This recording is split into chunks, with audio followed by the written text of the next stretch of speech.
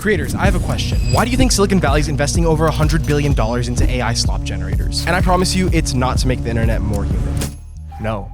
It's so much worse. Did we forget what the movies promised us decades ago? A future where robots handle the most boring and soulless parts of our lives so we can finally focus on the meaningful and beautiful parts. But look at what's getting built. Every week it's another tool that can generate an entire short, clone a famous actor, or spit out 30 clips a day. Instead of sending my emails so I can focus on creating, it's creating so I can focus on my emails?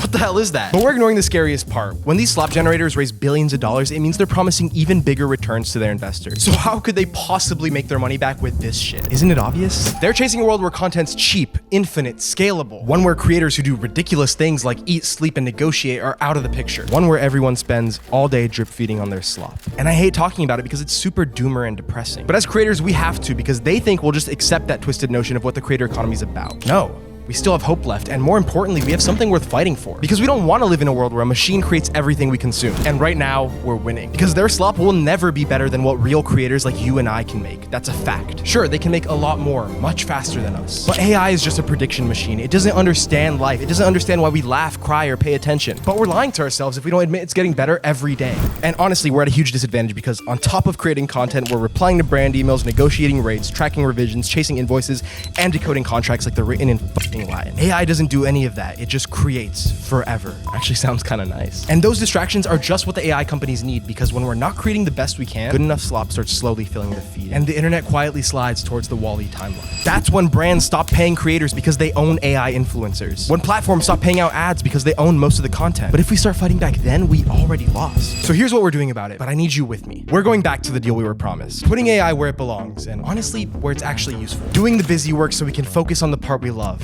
Actually creating. But we're not gonna wait for some other Silicon Valley company to do the right thing and make this for us. No. My brother Kevin and I are building it ourselves without the promise of returning billions to shareholders, because what we actually care about is you. The creator economy shaped who we are, and now we want to change its course with Lighthouse. We're making the creator business run the way it should, quietly, in the background, so creators can stay creators. But we can't change the internet with just a couple of us. We need strength in numbers to show that we're serious, so if you're with us, show us. We opened a waitlist and built this counter that tracks the Lighthouse community, and we're adding every creator that joins us before we launch to the wall right above our desks so we can always see who we're building with. Just comment future and I'll send you the link, plus a little surprise. And also send this to your best creator friend, because that's how we're gonna build something bigger than ourselves.